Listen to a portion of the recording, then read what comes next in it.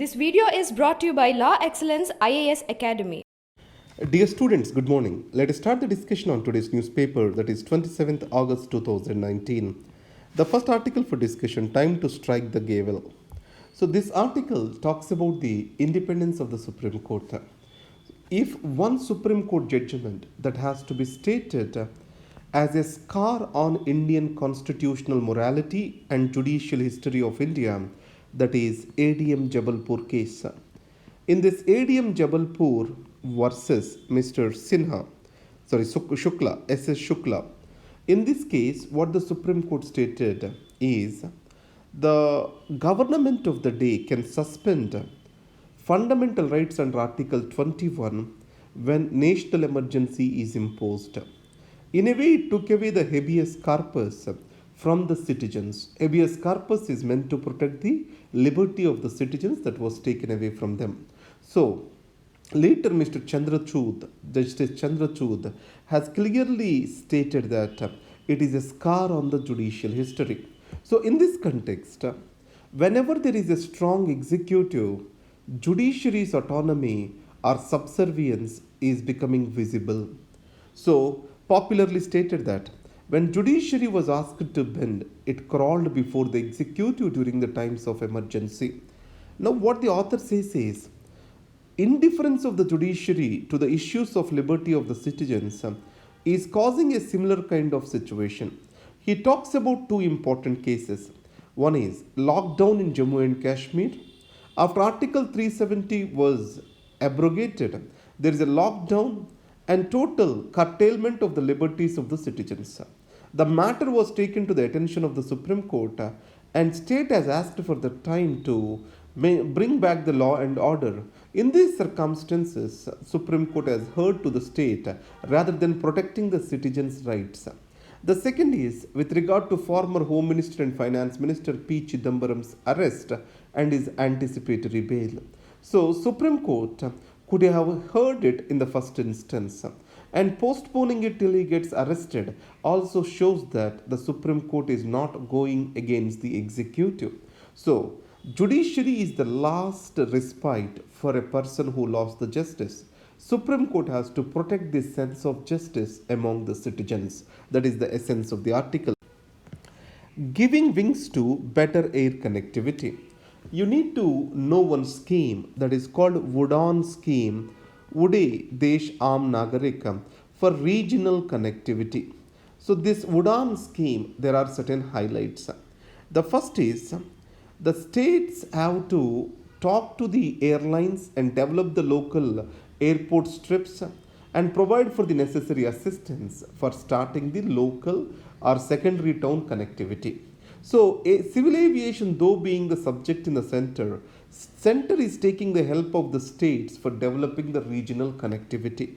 In this case, author suggests certain points to improve this further. One is ATF, turbine fuel, it amounts to 40% of the expenditure of airlines. So, in this context, around 25% is the tax imposed on ATF by the states. If the states can remove that, the connectivity can be increased and this connectivity can boost the economy. That way they can get benefited. And second, the states also has to provide for other kind of benefits like the security benefits or else the fire and security services can be provided at free cost so that airlines get attracted. And the third thing is airports need to be developed. Various economic models have come up today, either in the public-private partnership or public-public partnership. These can be explored for development of the regional strips. And finally, remote connectivity where connectivity is absent, such as hill areas, etc. The air connectivity is the only option. So these four things have to be taken into consideration when making regional connectivity a possibility. And third thing is India's culture of toxic masculinity. So it talks about few things. When a child is nurtured in India, when a boy is nurtured in India, so that attributes are baked into him to call himself as a man. It means this masculinity is based on certain wrong assumption of manhood. that is arrogance, dominance, and lack of not negotiating with others, high-handedness. All these things are equated with masculinity. So, in this context, replacing them with compassion, empathy, ability to discuss and understand is the essential need of the society. So, today's whatever gender injustice or whatever religious violence which is happening is a display of this particular masculinity. So, either you talk about Gautam Buddha or Mahavira or Gandhiji. So these all people have become great not because of masculinity but because of femininity. So the feminization today has took a new turn. So feminization, what it is believing, developing the masculine kind of behavior is the feminism. It is not. So making the men to understand the virtues of the feminine, women, and also using them for a safer world. That is what is the feminism. That's how the feminism has to grow. That's what this article talks about. A judicial overreach into matters of regulation. Recently, Supreme Court was hearing a particular appeal which has come from the high courts of Madhya Pradesh, Madras, etc. In this, the law enforcement agencies, what they were asking is this: Aadhaar need to be connected with social media accounts so that traceability exists for any post which is made on social media. In that way, crime can be curbed. So, the issues of privacy and security are competing with each other. So, in this scenario, what has to be done? We have to ensure that the regulation has to be in place. But all the social media companies are multinational companies. They have their registered offices in other countries. In this context, the way forward is to have a bilateral negotiation between those countries and also working on data localization. If not, these are the steps forward. It means it is purely an executive domain, involves a policy decision. So, judiciary entering into these matters of regulation where it do not have expertise and also necessary capabilities is clearly a judicial overreach, and this judicial overreach is not good for separation of powers, and also executive clearing its ground and keeping the matters in the domain of judiciary to make the judiciary to decide on it is also not good for executive in the long run. That's what this article states. Talking trade with the European Union. Remember that the European Union and India are negotiating a free trade agreement, and these talks are going on at a snail's pace. So, the author argues that it is the time we need to go through this deal.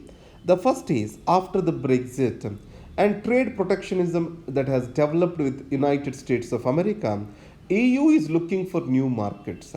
And to get into trade with the new markets, it also has reduced its environmental and other legislations.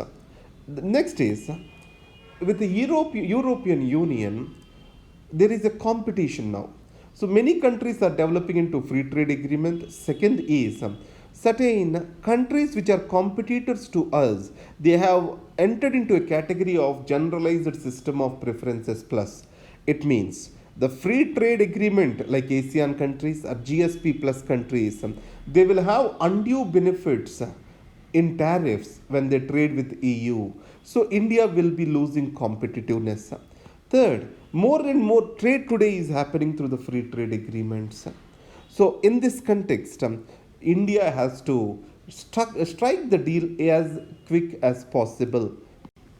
Next, RBI showers 1.76 lakh crore bonanza on government. Now, board of directors of RBI made this decision to provide close to 1.2 lakh crore rupees as dividend to RBI and other things. In this case, there is a clear conflict of interest. Who appoints the board of directors? It is by government. And they providing in a favor in turn to the government is a clear quid pro quo. It means that the autonomy of RBI is it getting compromised in India to provide for money to the government? This is what is the question we need to see. Because this money will be more seen as a dividend revenue of the government. In this context, it will not get reflected in the revenue deficits. It means government can show on the paper that it is on limits with FRBM actions, but in reality, it is trying to use the RBI for its goals. The next, PM highlights war on single-use plastic. So, at G7 meet, Prime Minister of India has reiterated India's commitment to eliminate single-use plastic.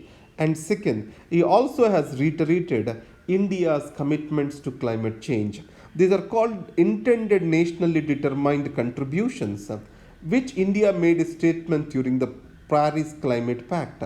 There are three important things in this. One is energy intensity. Remember, the word energy intensity has to be reduced by 33 to 35% by 2030 over 2005 levels. That is one thing. And the second is to have 40% of the total power production from the non-fossilized fuel sources. Third is to increase the carbon capture by 2.5 billion to 3.3 billion tons by 2030. These have been spoken about. And gold winner, Miss PV Sindhu, she has won the gold in international badminton, world champion. Now, Olympics are coming up. So it is also expected that she can win a gold for us in 2020 Olympics. So the right coach and right place to prepare, and all these can bring in good laurels. India can rewrite its sports history if it can provide for proper human resources, proper infrastructure facilities, and a focused approach. If these three two comes together, India can change its sports history. That's what the Sindhu's example states to us. And finally, thank you. Have a great day. All the best.